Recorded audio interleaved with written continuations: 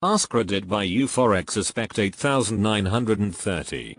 What's the most unusual plant or animal you've encountered in your local environment?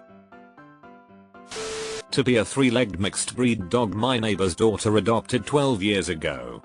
He's unusual, not because he's missing a front leg but because he accurately predicts when rain will start, demanding to be walked before he will get wet. How cute.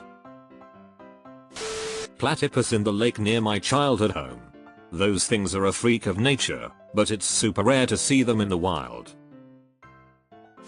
Not very unusual in my area, but I found a wounded crow inside my house.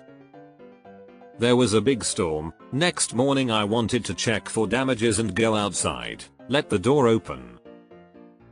Come back, there is a crow. He looks weak, so I just gave him some food and water, let him rest. When he was active again, opened the windows. Seems like he can remember it. Sometimes he brings gifts. Nothing fancy, but some nuts, or some colorful garbage. They are very clever. I have a red-tailed hawk in my yard.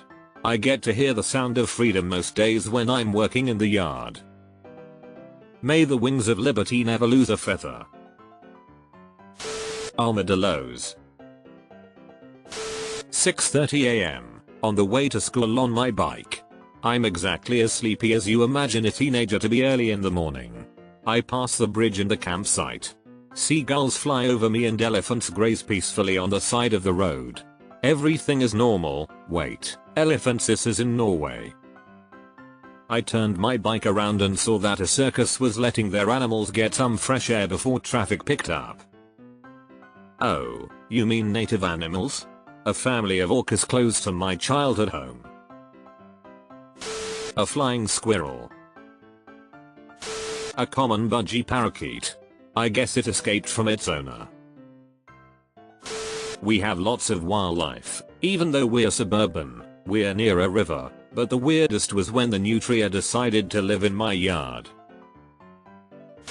Porcupine in Kansas, where they are not very common. I live in the suburbs. I saw a fox walking my subdivision. I had no idea until recently that turkey vultures lived in Massachusetts. I saw a few large blackbirds eating something on the side of the road recently and assumed they were just really large crows. Closer look and sure enough they had the signature lack of feathers on their head. A sweet gum tree growing in my neighborhood in Detroit. It's hundreds of miles north of its natural habitat. Alexandrine parrots, Germany. There are thousands of them here in my city. 30 years ago, my answer would have been a red kite. They were so incredibly rare in the UK by that point, that there were fewer than 10 breeding pairs left across the country. To see one flying in the wild was considered a special thing.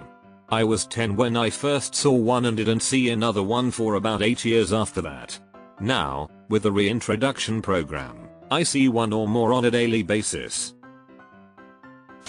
Me and my dad found a weird looking plant on my uncle's land in the early 2000s and we looked it up and it was called a pitcher plant. It's a carnivorous plant and was very endangered at the time. There were probably close to 30 or 40 of them on his property. He told us never to tell any DNR people or anything since he was convinced they would take his land for the pitcher plants. A wild Pikachu appeared. I saw a right whale and her calf swimming off the beach near my house. They are critically endangered, so I count myself extremely lucky to have seen them. Mediterranean house geckos. I had never seen them in Oklahoma until recently. Chanterelles. Chanterelles. Banana slugs.